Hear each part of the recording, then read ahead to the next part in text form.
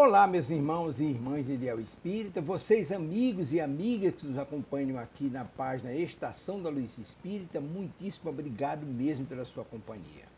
A nossa página Estação da Luz Espírita não tem fins lucrativos, o objetivo é a divulgação da doutrina espírita. E é por isso que nós reunimos aqui esta sede de matérias espíritas para que possa atender às suas necessidades, estudo, lazer, pesquisa. Você encontra aqui na nossa página Estação da Luz Espírita os livros da codificação, obras suplementares, entrevistas, palestras e os programas da Web Rádio Estação da Luz de Natal e Web Rádio Cristo Consolador de São Paulo. Ou seja, um acervo que atenda às suas necessidades, sem fins lucrativos. O objetivo é a divulgação da doutrina espírita. E agora eu convido você para nos acompanhar na reprodução de mais esse trabalho imperdível. Muito obrigado mesmo pela sua companhia e vamos juntos!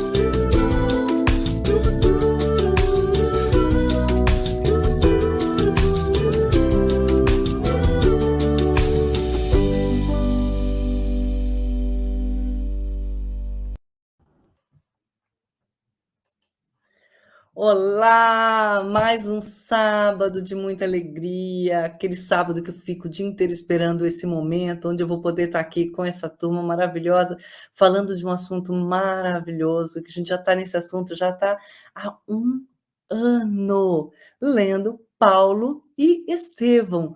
Muito bom, obrigada, Web Rádio Estação da Luz, pela oportunidade que nos deu de fazermos esse estudo desse livro, junto com essa turma maravilhosa. E hoje, representando essa turma, a gente tem aqui o Glauco, né, Sônia? Olá, Glauco, bem-vindo de novo com a gente. Olá, muito obrigado por mais essa oportunidade. Sempre uma satisfação estar aqui refletindo sobre esses dizeres aqui de Emmanuel, trazendo um pouco da história aqui de Paulo e Estevão, né, como protagonistas da obra aqui. Imagina, é uma honra ter pessoas como você também, que é um estudioso da doutrina, um estudioso não só da doutrina, né, mas dos ensinamentos de Jesus, e também nós os conhecemos, estudiosos, trabalhadores e praticantes. Muito obrigada mesmo por estar com a gente, é uma honra receber vocês aqui, e também estar nessa parceria com a minha linda amiga Sônia Paula. Oi, Sônia. Olá, minha querida Eurídice, é quem eu costumo chamar de eu e que deve fazer uma tremenda confusão. A nossa querida Manuela está aí, Manuela Ricciardi, muito bem-vinda, minha querida.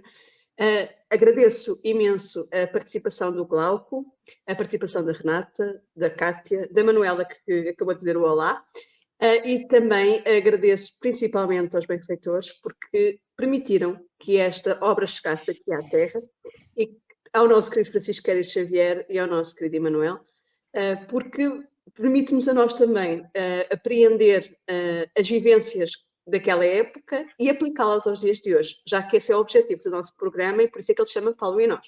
Portanto, é nós adequarmos e vermos se ainda temos coisas daquela época em nós. E o que é que nós podemos aprender com eles para nos tornarmos cada vez melhores a cada dia, conforme é o nosso objetivo quando reencarnamos. Muito obrigada, minha querida, mais uma vez.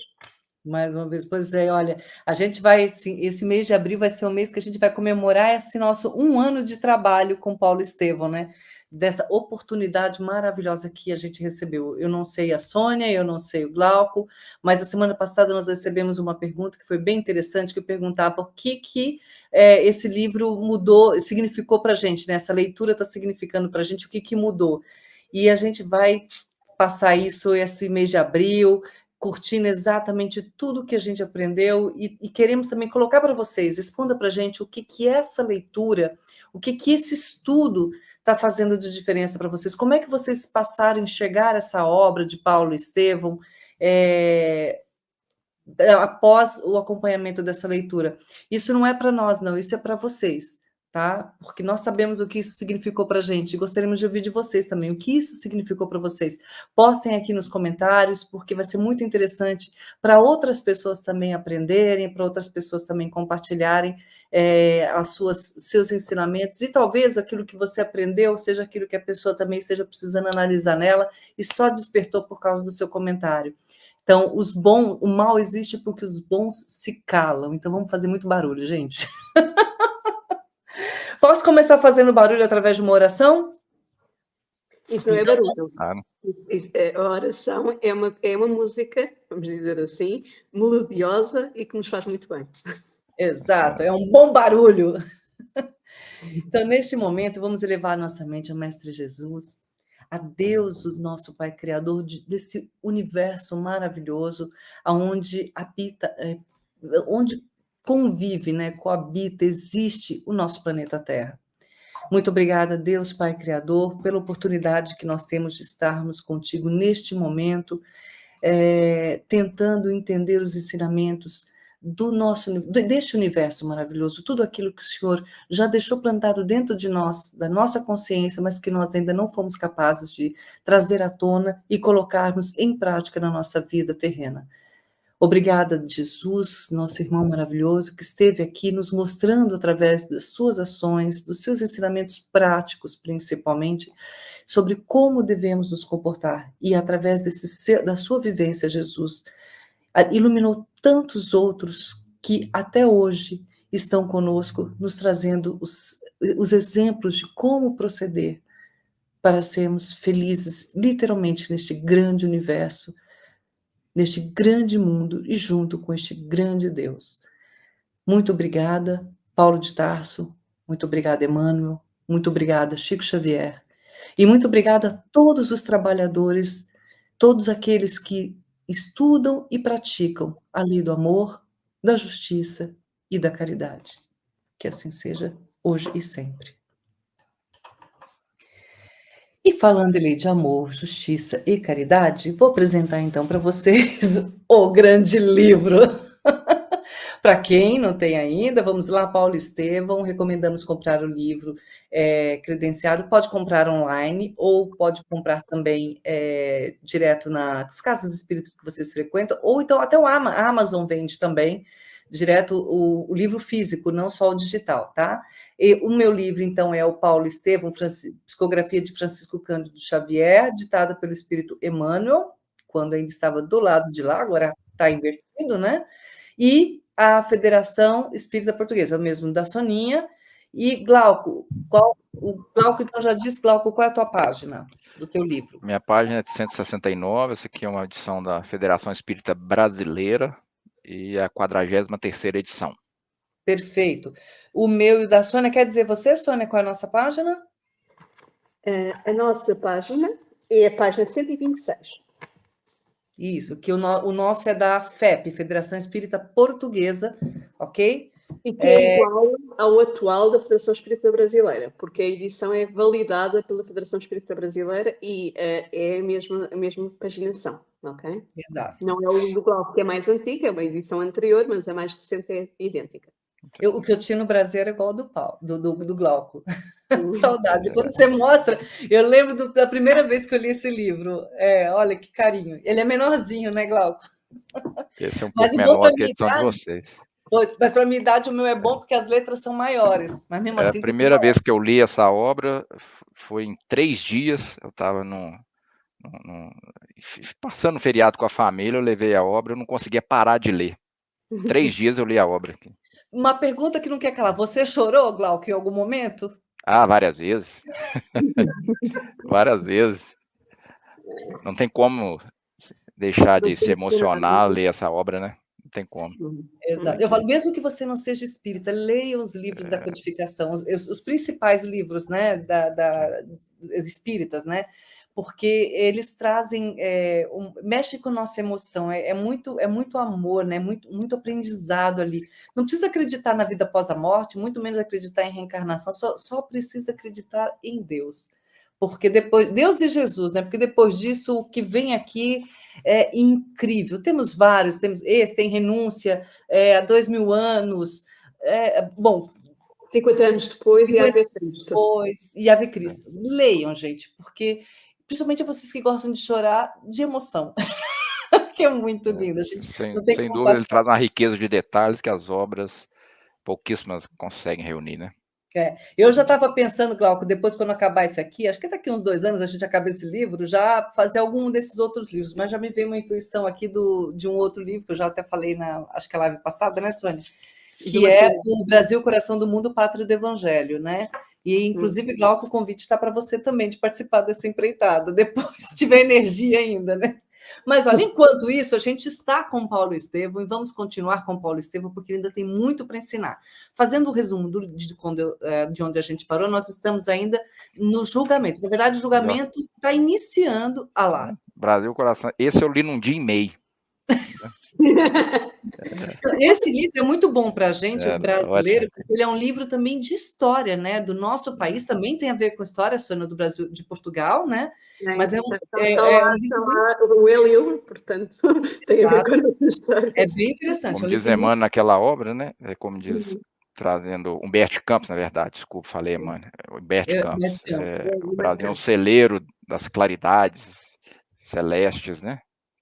É uma compreensão, né? Aí é até bom a gente entender o que é esse celeiro, né? E o coração, a pátria do evangelho também. Tem muita gente que confunde, mas enquanto isso a gente está falando de outra pátria, né?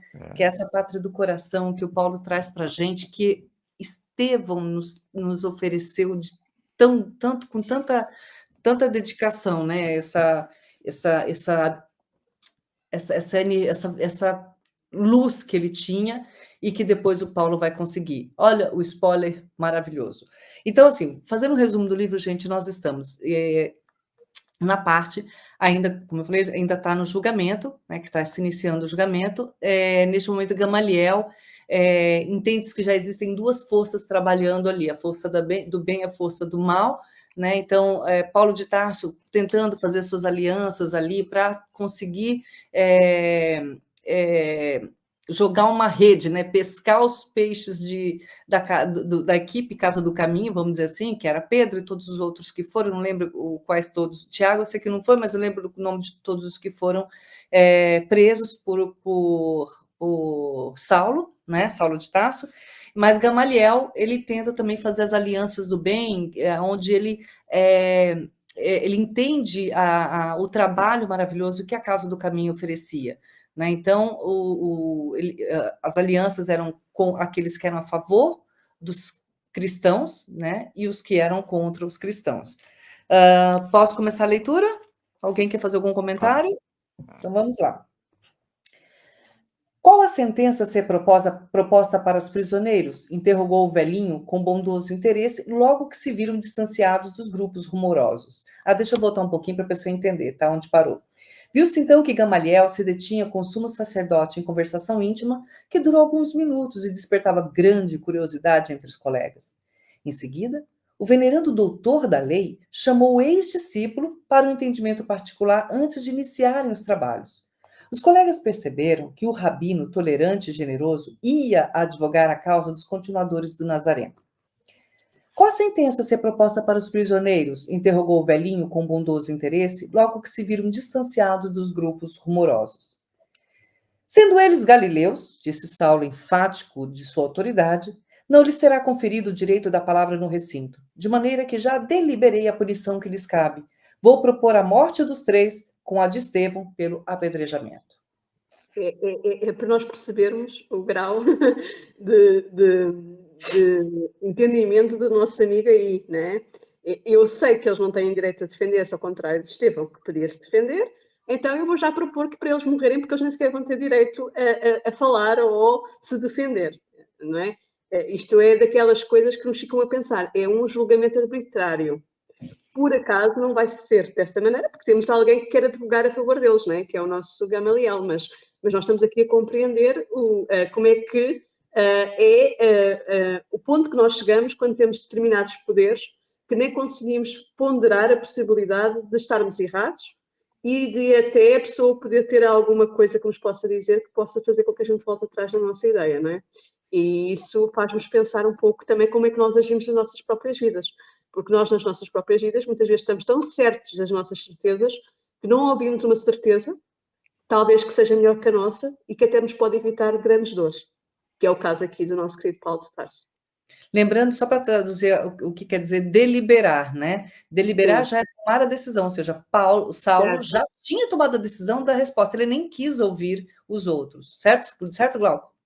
Certo. É interessante, sim, esse capítulo, né, o capítulo 7, ele registra, sobretudo, o início das perseguições e também o aprisionamento de vários adeptos do cristianismo, né? Ele vai falar, por exemplo, a prisão de Oséias, Marcos e Samuel Natan, que eram dois riquíssimos judeus, que depois de ouvir Estevão, eles abdicam da sua fortuna material, dá uma parte para os filhos e o resto doa para a casa do caminho, já entendendo a mensagem do Cristo e já promovendo ali a sua reforma. No caso aqui da narrativa, entre Saulo e Gamaliel, eles diz respeito à prisão de Pedro, João e Filipe, dos três, né? Que a gente vendo na sequência aqui, a gente vai ver, apesar dos outros dois terem sido presos, né? Estevão ainda estava preso, mas ele está falando aqui especificamente de Pedro, João e Filipe, né? E lembrando que Tiago só não foi preso porque Tiago inteligentemente vai falar com ele que a primeira lei é da revelação divina, Moisés. Aí ele, então você fica em paz ali, né? Não vamos entrar aqui na discussão do Tiago, já ficou para trás ali, mas a gente pode voltar depois, se for o caso. Então, a gente percebe ali, naquele momento, né, assim, que existia já uma questão bem tendenciosa e de caso fechado, de caso resolução tomada, né, ali, né, mesmo com todo o contexto, né, mesmo com as falas, a gente vê discurso Samone nas páginas anteriores, que foi castigado, né, salvo engano, com 10 bastonadas ali, né, a gente vê que Saulo, seu lado orgulhoso, falando um pouco mais, fala mais alto ainda por ele, né, e a gente vai perceber ali que o julgamento, então, ele é tendencioso, né? Ou seja, bastava, a gente ver aqui na narrativa das prisões, bastava qual a resposta que era dada, e Paulo já tinha sentença na cabeça. Então, não tinha nenhum atenuante, não considerava o contexto, não considerava o histórico das pessoas, do que foi feito, muito diferente da justiça divina, né, que julga a nossa intenção, e também tem a questão da balança do que a gente também fez com mérito, enfim.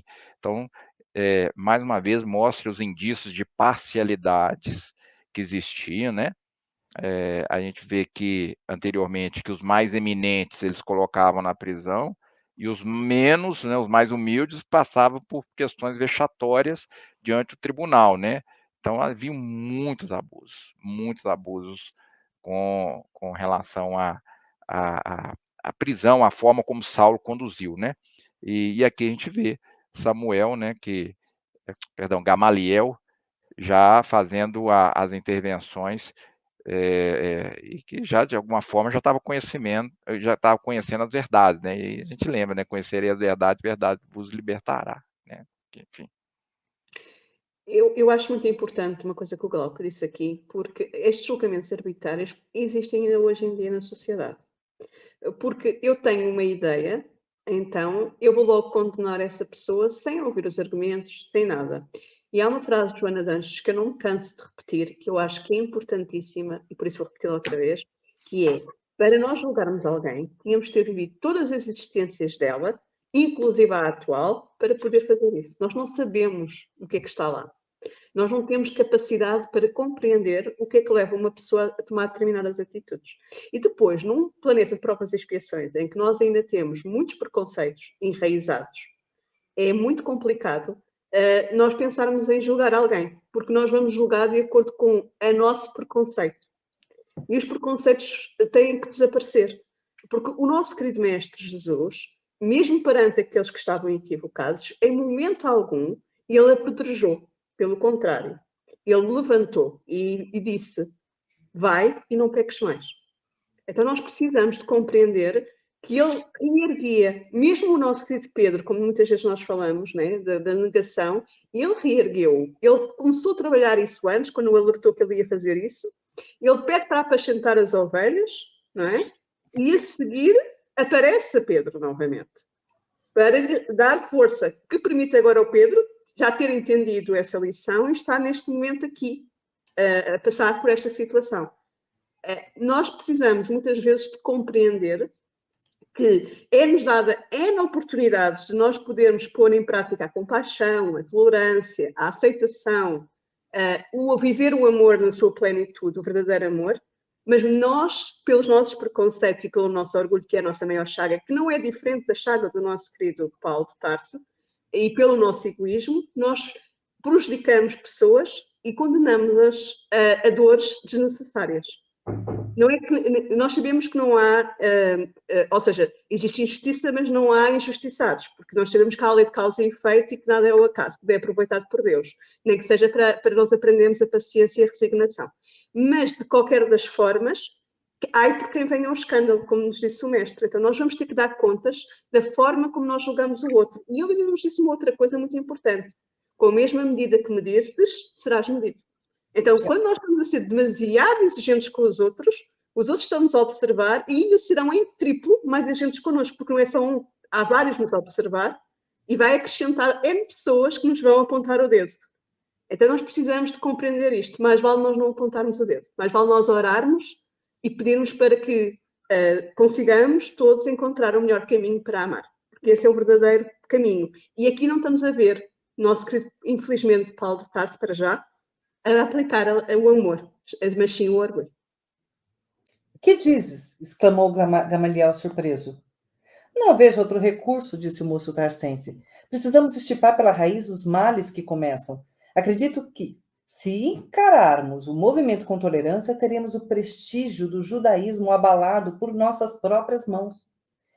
Entretanto, Saulo, replicou o velho mestre com profunda bondade, devo invocar o ascendente que tenho em tua formação espiritual para defender estes homens da pena de morte.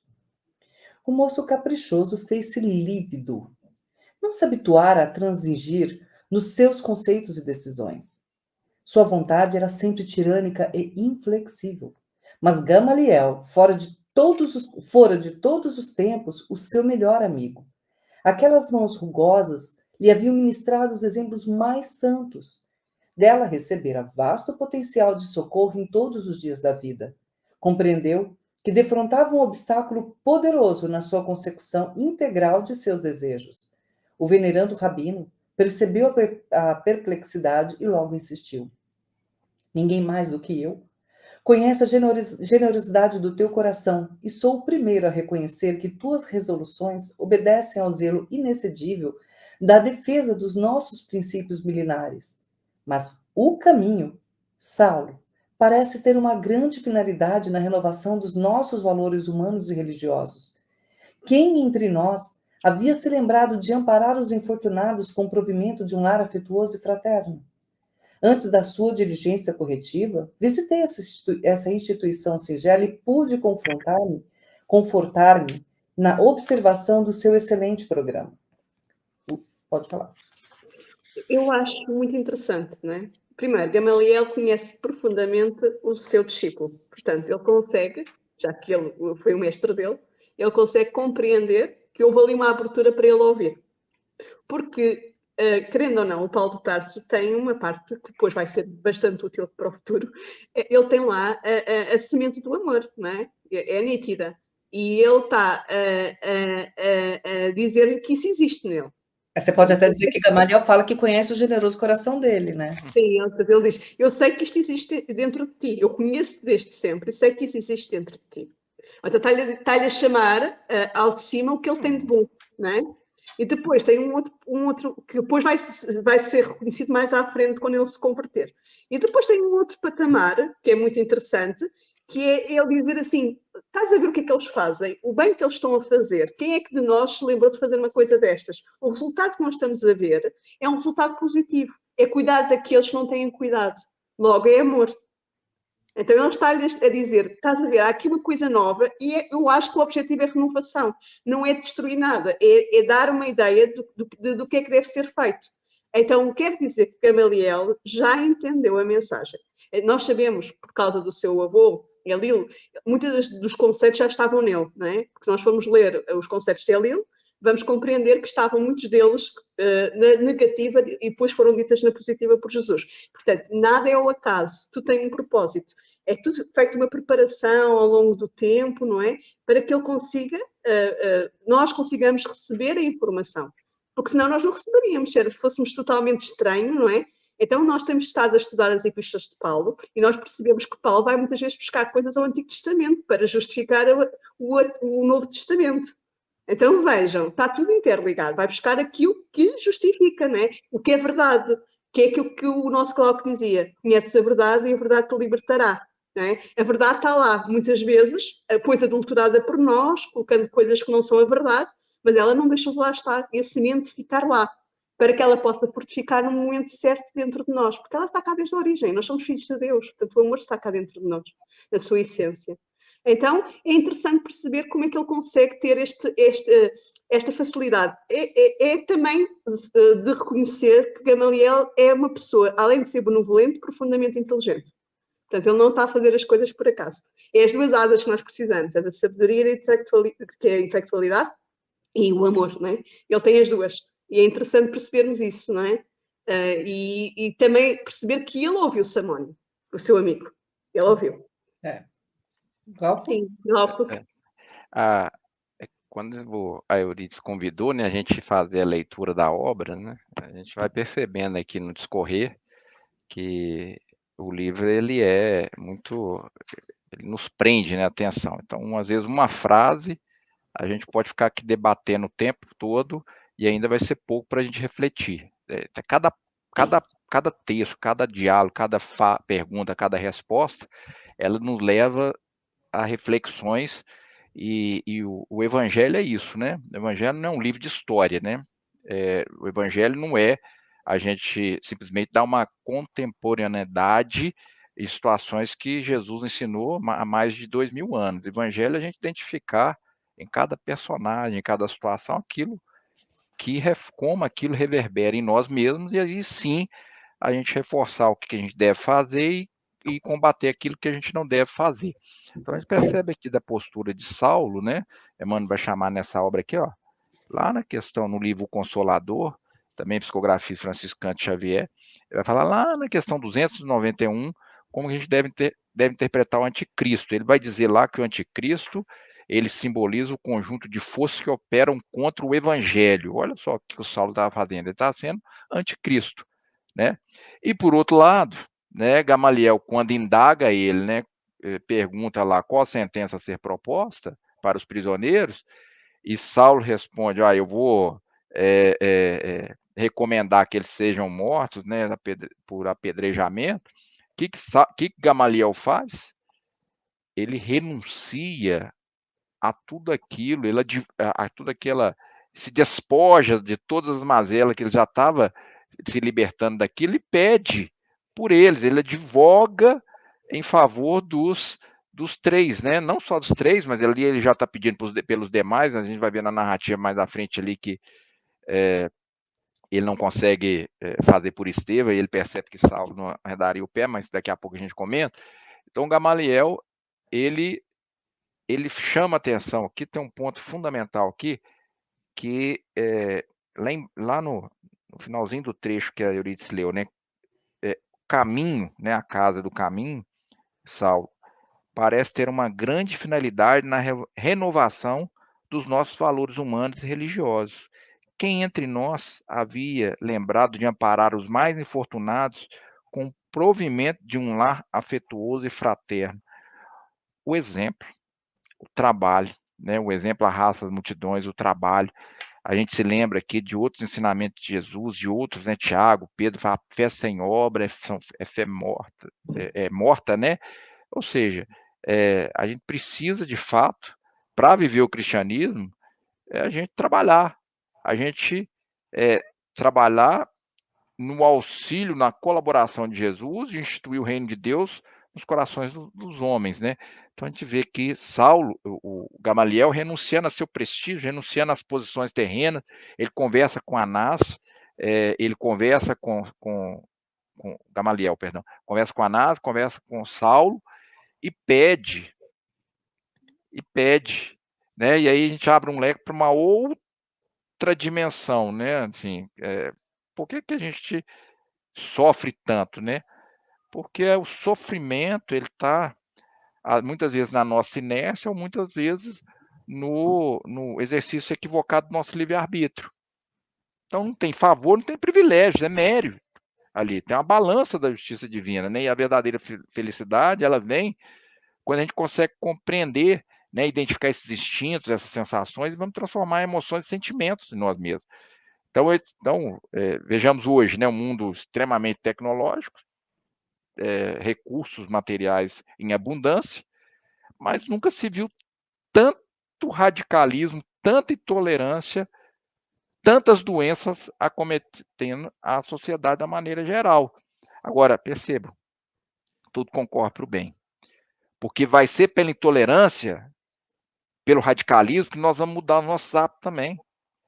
Então, nós vamos aprendendo o que fazer e o que não fazer com todas as situações. Então, ou seja, o sofrimento a gente tem que ressignificá-lo, né, de maneira que quando a gente recebe ele de uma forma iluminada, ou seja, com resignação, nós vamos compreendendo outras questões que Jesus nos falou. Por que o fardo ele é leve, o jugo é suave, né? Porque é aquilo que a gente vai acreditar na vida futura. A gente está vendo que a felicidade ainda não é desse mundo, a gente vai alcançar uma evolução e vai desfrutar da felicidade verdadeira depois, lá na frente. E ele vai ser leve quando a gente tem o amor e a caridade como práticas ali. Então é isso que Jesus nos traz como sentimento. E aqui está claro a diferença ali de posições ainda. Saulo mais anticristo, né? E Gamaliel ali já percebendo a mensagem de Cristo, já vendo o valor do trabalho, falou, olha, eu nunca fiz isso. Nós ficamos só na palavra. Nós ficamos só sustentando um modelo que nos mantém no poder, nos mantém numa elite. O que nós estamos fazendo de bem? O que a própria a lei ela diz? Como que a gente interpreta? E vem Jesus convidando a ressignificar aquilo tudo. Muitos já tinham corações abertos àquilo. Agora, vejamos, é importante a gente ler, entender nas entrelinhas, né? Tem várias passagens aqui, várias oportunidades aqui, que mesmo Saulo fica reticencioso naquela situação. Uhum. Já era mostrando aqui que em algum momento a transformação ia mudar. E aqui eu vou aproveitar a palavra transformação, que hoje em dia tem muita gente gastando fortunas em consultoria, muita gente tentando falar de transformação cultural, etc. e tal. Uma verdadeira transformação é a moral. É a nossa reforma ainda, a gente tem que buscar. Cultura é importante? Sem dúvida, sim. Mas a cultura do Cristo, ela é verdade universal, o resto é passageiro. Então a gente tem que buscar o caminho correto, né, Sônia? Eu estava, só antes de passar para a professora, eu estava conversando essa semana com uma pessoa, não vou dizer o nome dela, mas a gente estava conversando, aí eu perguntei, falei assim, a gente estava falando sobre o aborto. Aí falei, e por que você não recomenda, o que você acha que a pessoa não deve abortar? Ela falou, porque a lei não permite. Eu falei, a sua resposta está certa e está errada. Certa, quando você disse que a lei não permite, mas errada qual é a lei que é mais importante para você?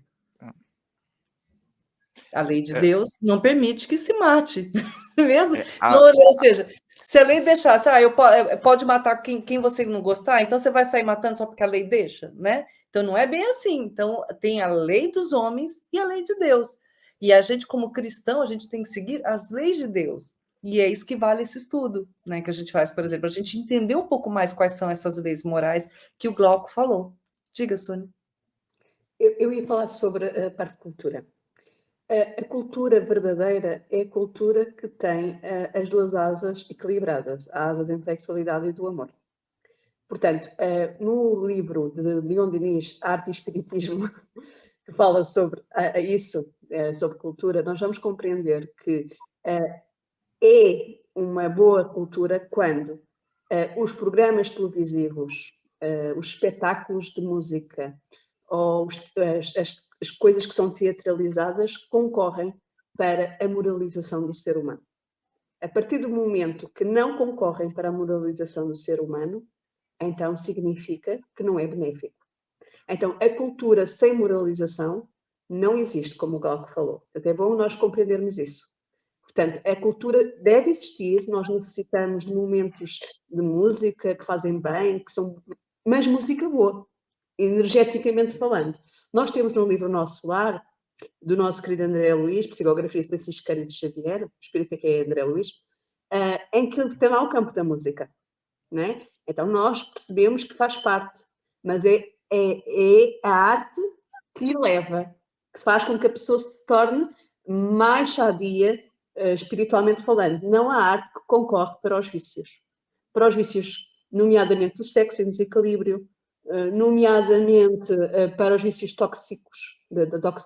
Por exemplo, uma das coisas que me fez muita confusão, e eu vou falar sobre isto, já que a nossa amiga Eurídice falou, lembrou-me, do aborto, uma menina, que é uma cantora, que eu não vou dizer o nome, não vale a pena, bastante conhecida, resolveu distribuir a jovens, muitos deles são jovens, bem jovens,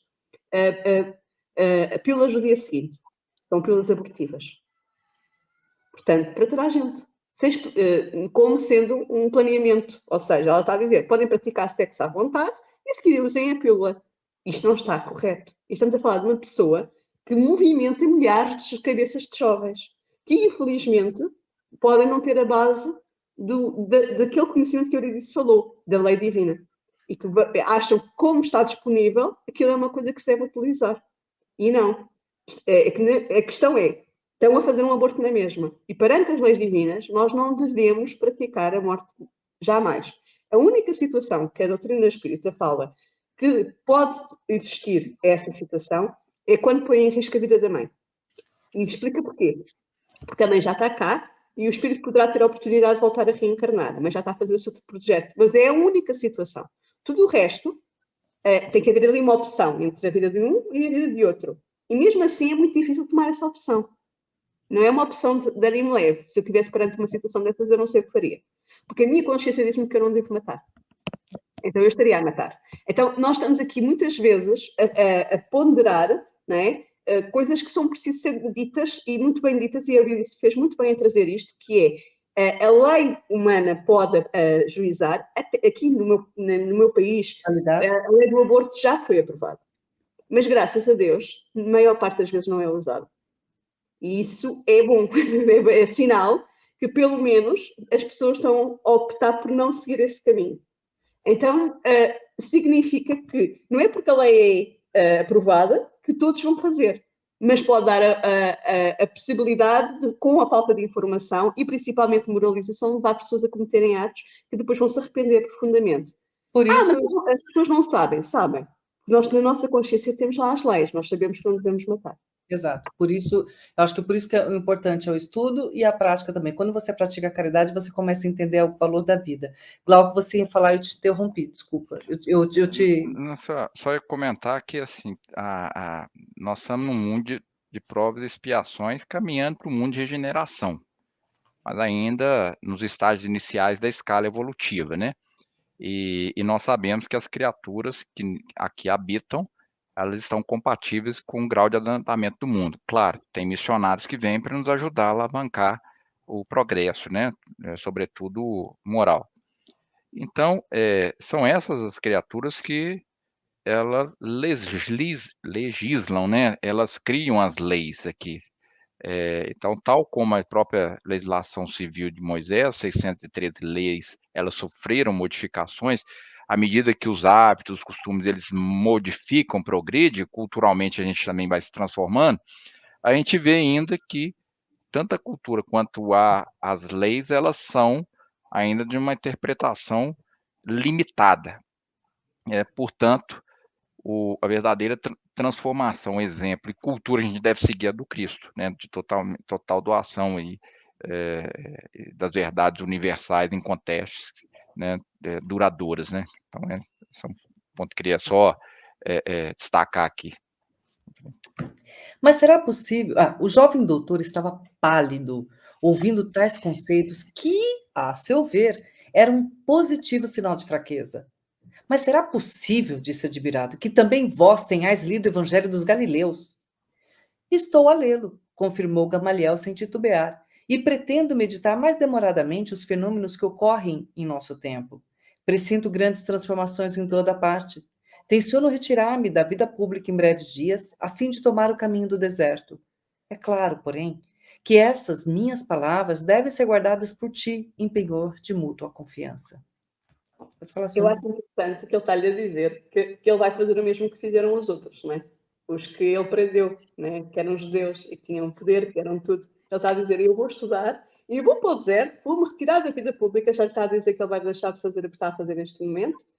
E só espero que tu sejas verdadeiramente meu amigo e não partilhes isto com ninguém. Ele está a chamar-lhe de amigo. Né? É interessante, está-lhe a dizer. E ele sabe que, ele dizendo isso, o nosso amigo não vai conseguir fazer mais nada. Porque ele sabe, querendo ou não querendo, o Paulo de Tarso gosta dele. E isso sobrepõe-se. Quando nós achamos que é o orgulho sobrepõe-se, não é? Sim. Quando nós achamos que é o orgulho sobrepõe, quando nós amamos verdadeiramente, o orgulho não se sobrepõe. E nosso querido Saulo de Tarso vai dar testemunho nos momentos em que ele verdadeiramente ama, ele supera o orgulho. E nós vamos ver isso mais à frente. Eu não vou dar spoiler, mas há um caso específico. Exatamente. Pronto. Então, o amor sobrepõe-se ao orgulho. Então, quando nós amamos verdadeiramente, nós sobrepomos ao orgulho. Sumamente impressionado, o moço de Tarso não sabia o que responder. Presumia o mestre respeitável, mentalmente prejudicado por excesso de lucubrações. O mestre, porém, como se lhe adivinhasse o pensamento, acrescentou: não me ponhas mentalmente debilitado. A velhice no corpo não me apagou a capacidade de pensar e discernir por mim mesmo.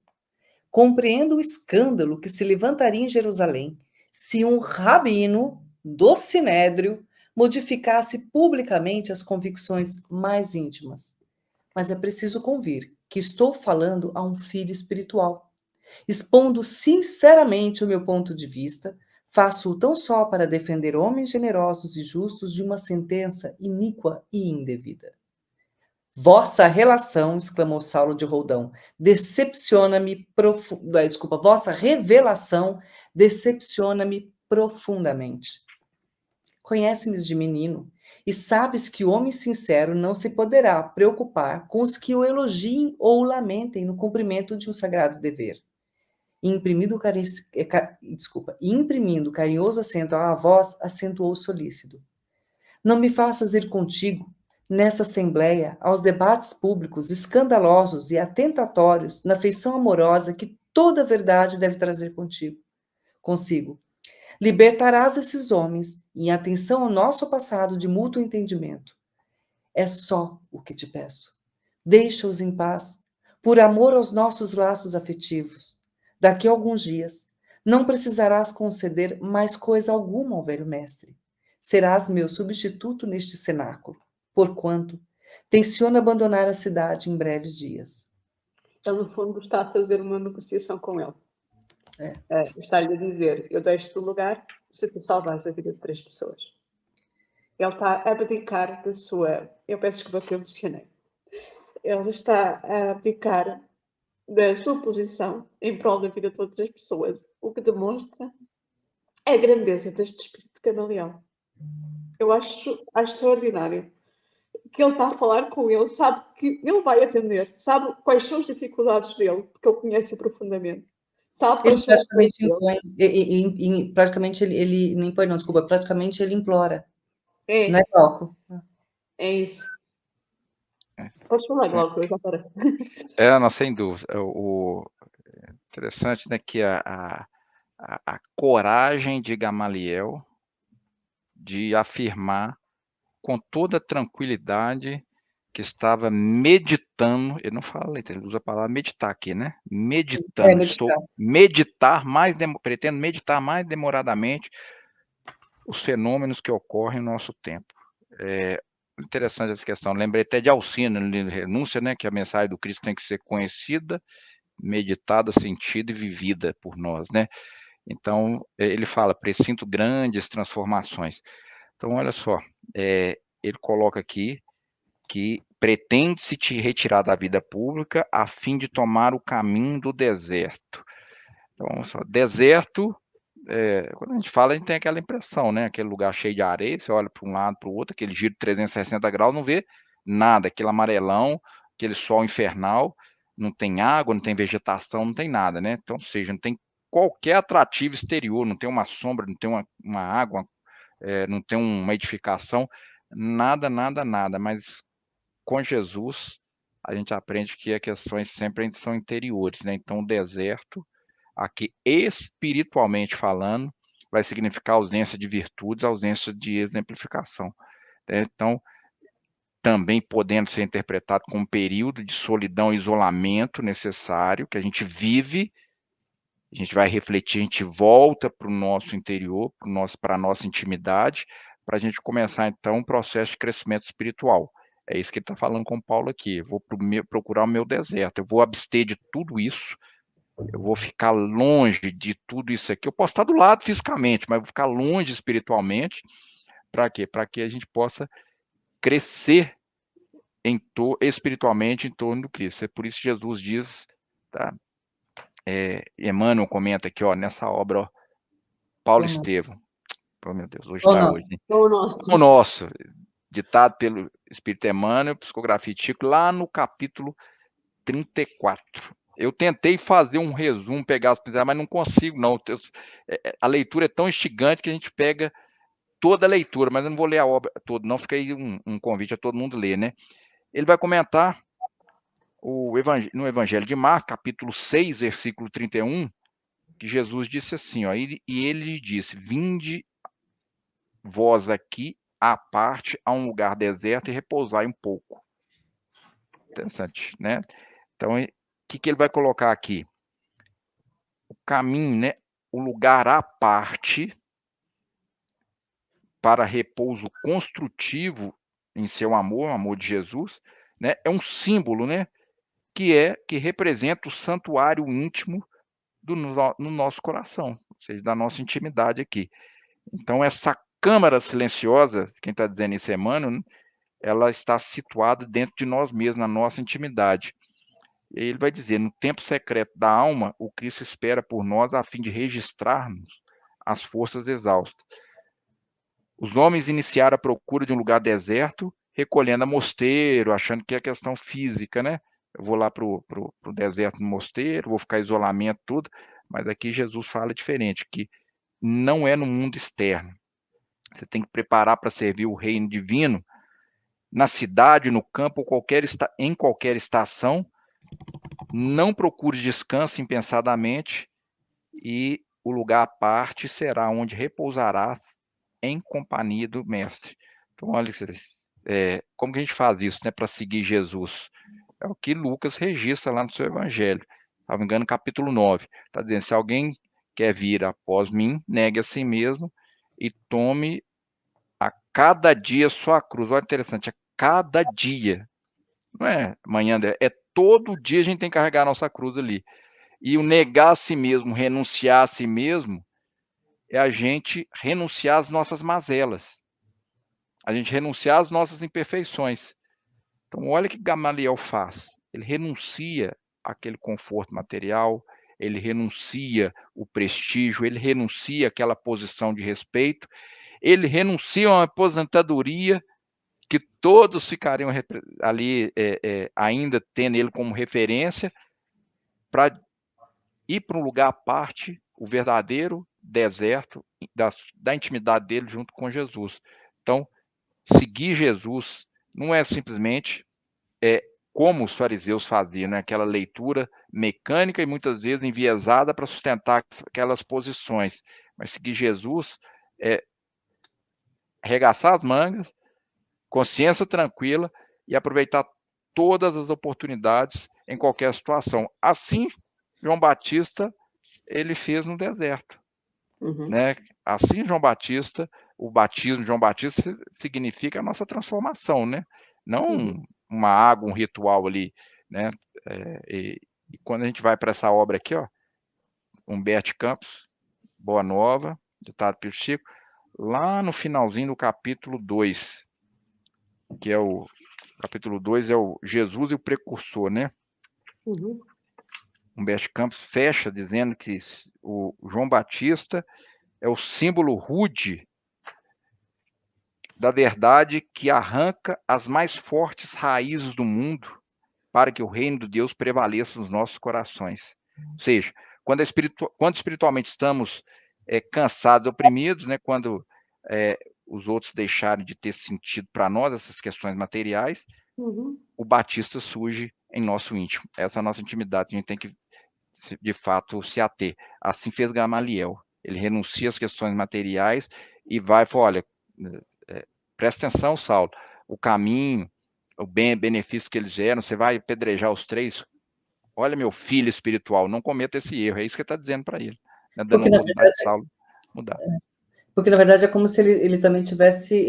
o apedrejamento fosse para ele também, né? Porque ele tá confessando ali que ele se deixou contaminar pelo evangelho de Cristo.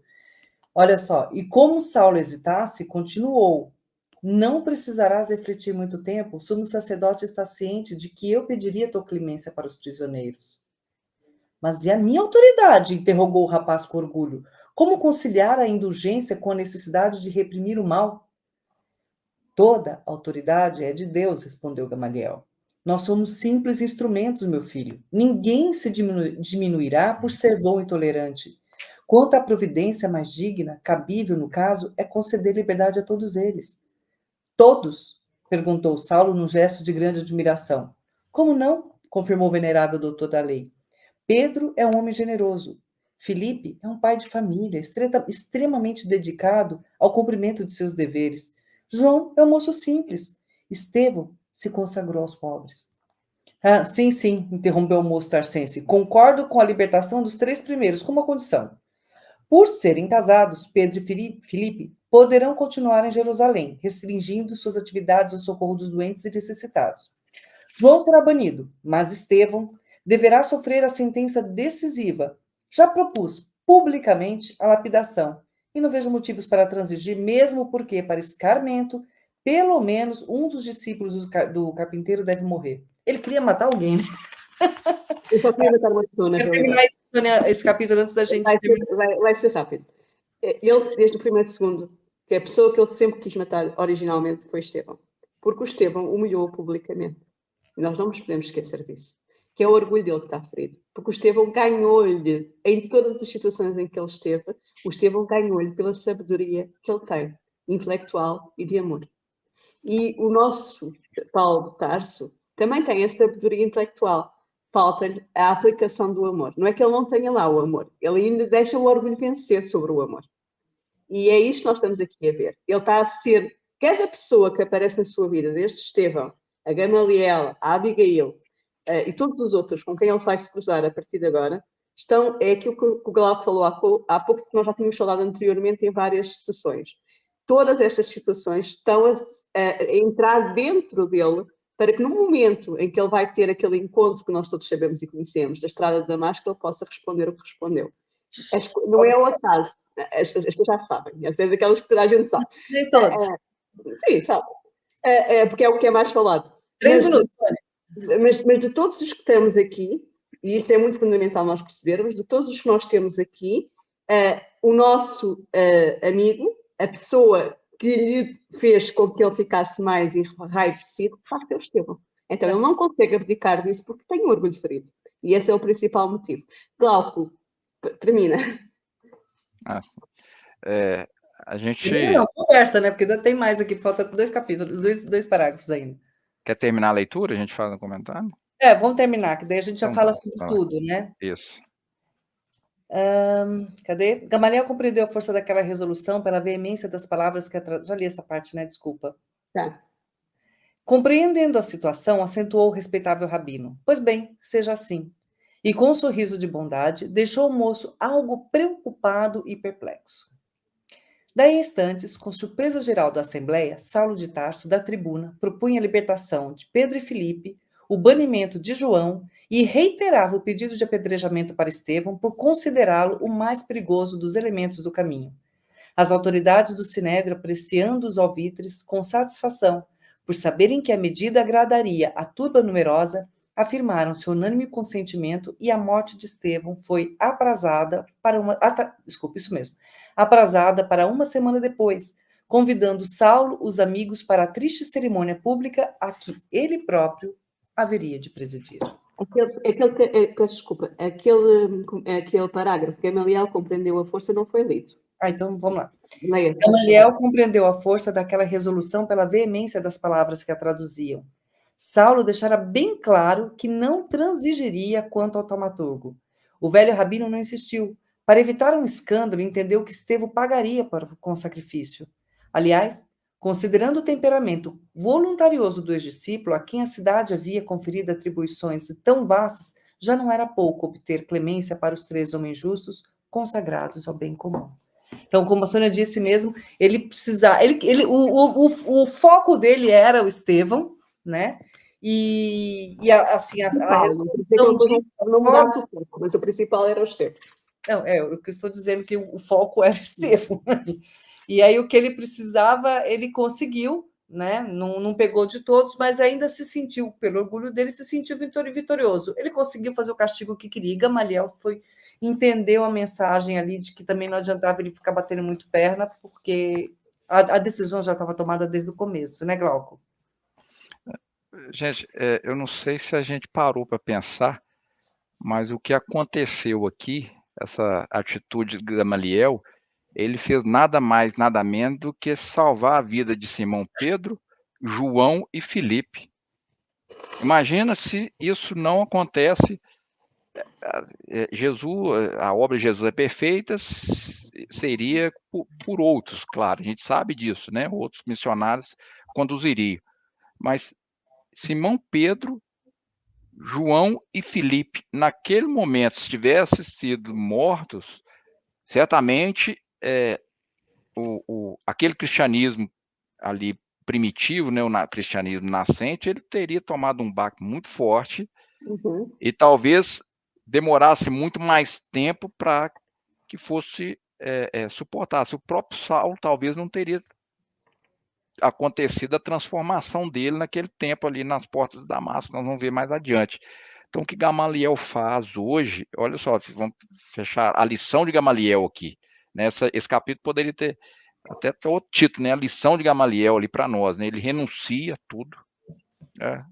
Hoje, será que nós renunciamos? Nós renunciamos ao canibalismo, que às vezes a gente se propõe dentro das empresas para galgar um posto ali, um avanço. Será que a gente se propõe a abster de ocupar posições de destaque no nosso centro espírita, qualquer que seja nossa área de relacionamento? Será que a gente está pensando no coletivo? Será que a gente está entendendo e compreendendo bem, né, os exemplos que estão por aí, né, o que a gente deve fazer como a Casa do Caminho? O Gamaliel coloca muito bem aqui, lembra muito bem dos exemplos que ela faz. Será que a gente está vendo isso acontecer ali, a gente está destacando? Ou a gente está com essa visão, essa cegueira espiritual, ou a gente está ainda na mesma sintonia que os fariseus para se sustentar numa posição, e por aí vai, né?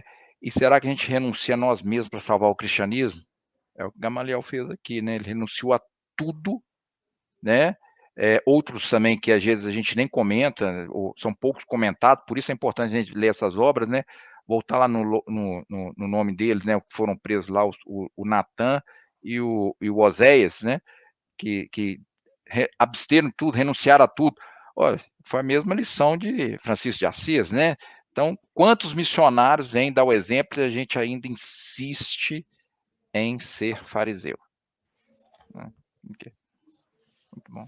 Olha, quantos ensinamentos, como o Glauco falou, a gente, a cada capítulo, a cada frase, né, a cada linha, a gente tem muitas lições a tirar. E a gente poderia mesmo, assim, debater muito mais, né? Porque traz para muitos outras situações do nosso dia a dia, onde a gente precisa começar a observar, fazer essa retirada para o nosso deserto, né, Glauco? Fazer a nossa meditação para poder depois entender o que temos em nós que vale a pena ser educado por nós mesmos, né?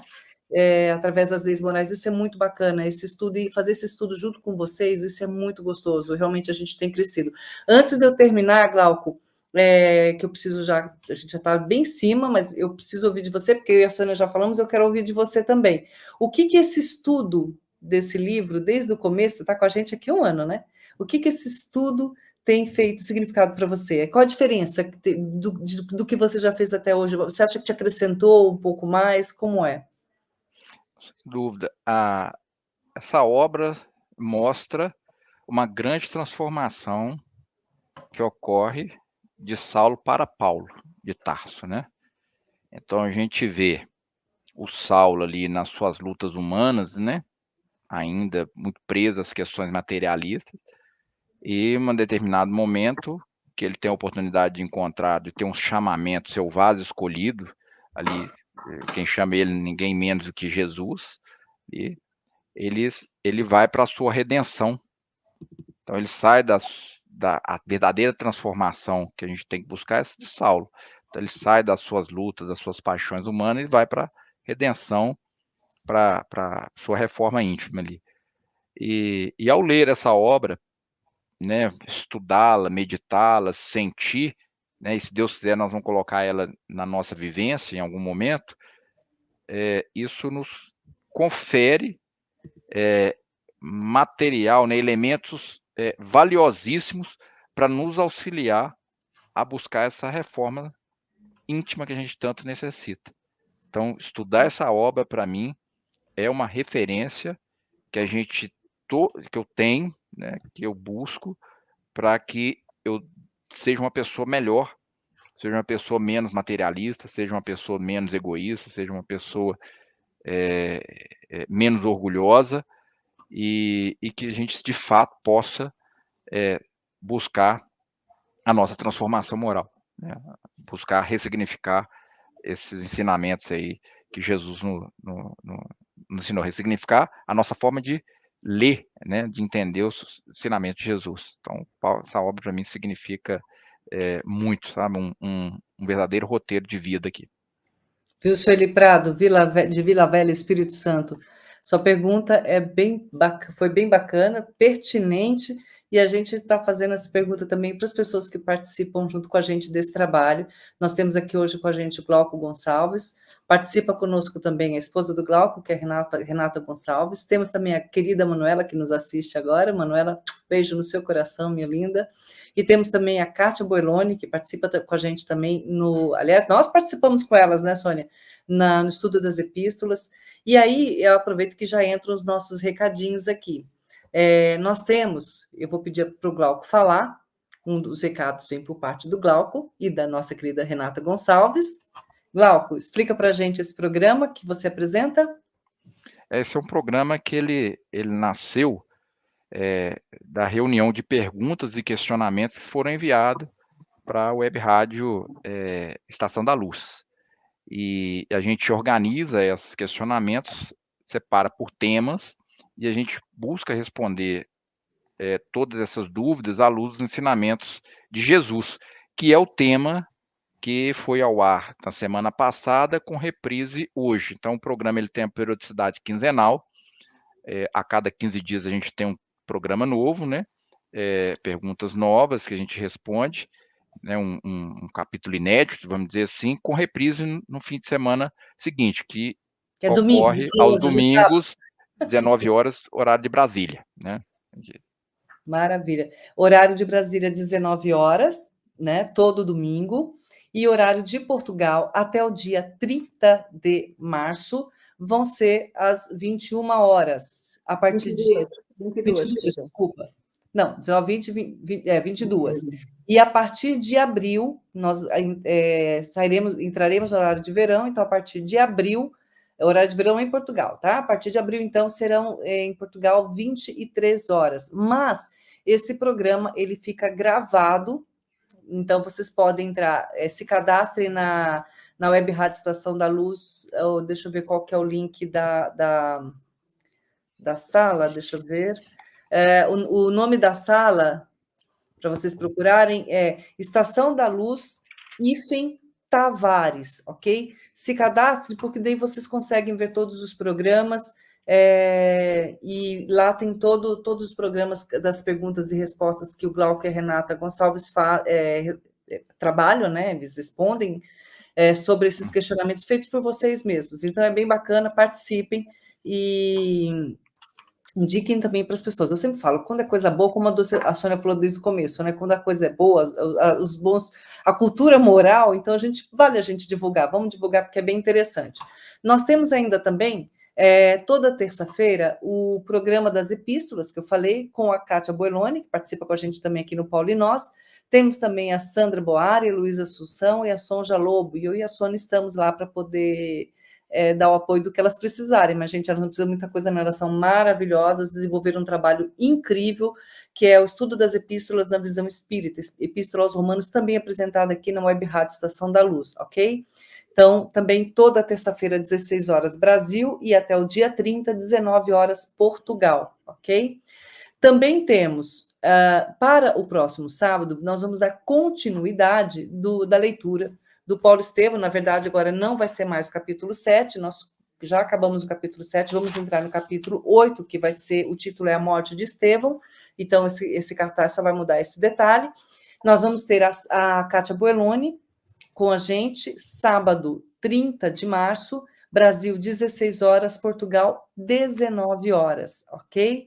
Então, assim, a gente vai continuar com vocês aqui, batendo esse papo gostoso, com esses convidados maravilhosos, que já não são mais nem convidados, eles são de casa, né? São os nossos irmãos aqui nesse estudo maravilhoso e os nossos grandes amigos, que a gente acabou criando um carinho, um amor muito grande, essa família universal que está bem mais próxima da gente, né? Muito bom. Obrigada, Glauco. Sônia, muito obrigada. Glauco, quer dar os seus beijinhos e até a próxima para a gente? Sim, a gente agradece a oportunidade e que essas mensagens, né, esses exemplos que a gente discutiu hoje, né, esse espírito de Gamaliel possa ser incorporado no nosso cotidiano, que a gente, de fato, possa renunciar às nossas mazelas e buscar o amparo aí dos ensinamentos de Jesus. Muito obrigado pela oportunidade, até a próxima, né? Deus quiser. Gratidão. Sônia, minha linda. Então, eu vou dizer que estou muito grata pela participação do Glauco, é sempre muito produtiva. Muito obrigada, Glauco. Muito obrigada, querida Eurídice. Obrigada a quem esteve a ouvir e esteve desse lado. Um beijinho grande também, Manuela, da minha parte. E dizer que estamos cá para a próxima, para dar continuidade. Eu hoje emocionei-me, eu peço desculpa, não conseguia, normalmente consigo controlar, mas hoje não deu. Porque a postura de Gamaliel é um ensinamento muito grande. E nós devíamos, como o próprio Glauco disse, tentar muito para quem é Gamaliel e o que ele representa para nós e representa para o próprio Saulo. Porque não acaba por aqui. Isto é um spoiler, não acaba por aqui. Maravilha. E muito obrigada a todos vocês que estiveram conosco participando hoje ou no futuro, porque esse programa, como eu disse, fica gravado. Vocês poderão acompanhar na íntegra todas as nossas gravações pela Web Rádio Estação da Luz, _Tavares, ou hífen Tavares, no YouTube, ok? No Facebook também é o mesmo endereço. Cadastre-se, vocês conseguem, colocando lá no Buscas, vocês entram direto em todos os programas. Se tiver alguma dificuldade, manda mensagem, a gente vai ter o maior prazer em passar para vocês. E como sempre a gente faz, humildemente pedimos, divulguem o que é bom, tá bem? Se vocês acham que esse programa está bom, ótimo, aprenderam bastante, divulgue para que outras pessoas também possam estar acompanhando isso, as suas casas espíritas, os seus grupos de estudos ou debates. Eu já descobri que existem pessoas debatendo sobre Jesus e debatendo sobre esse livro, debatendo sobre outros livros.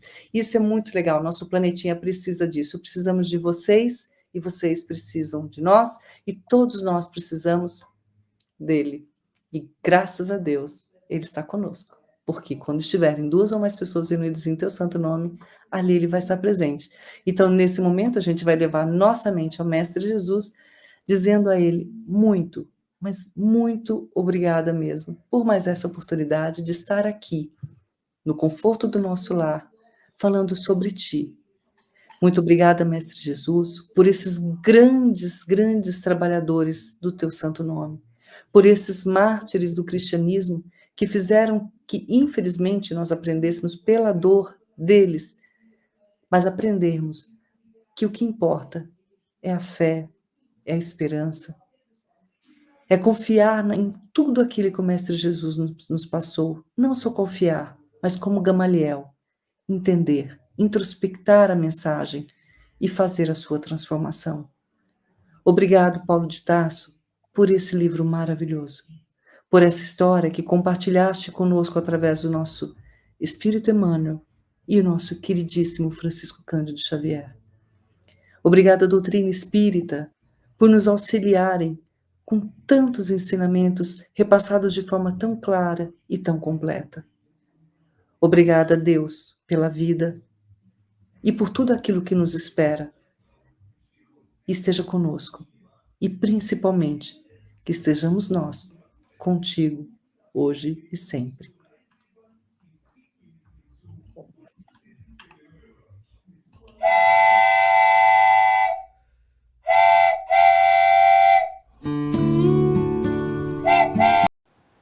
Chegamos ao final da nossa atividade. Muitíssimo obrigado mesmo pela sua companhia e espero você no próximo evento.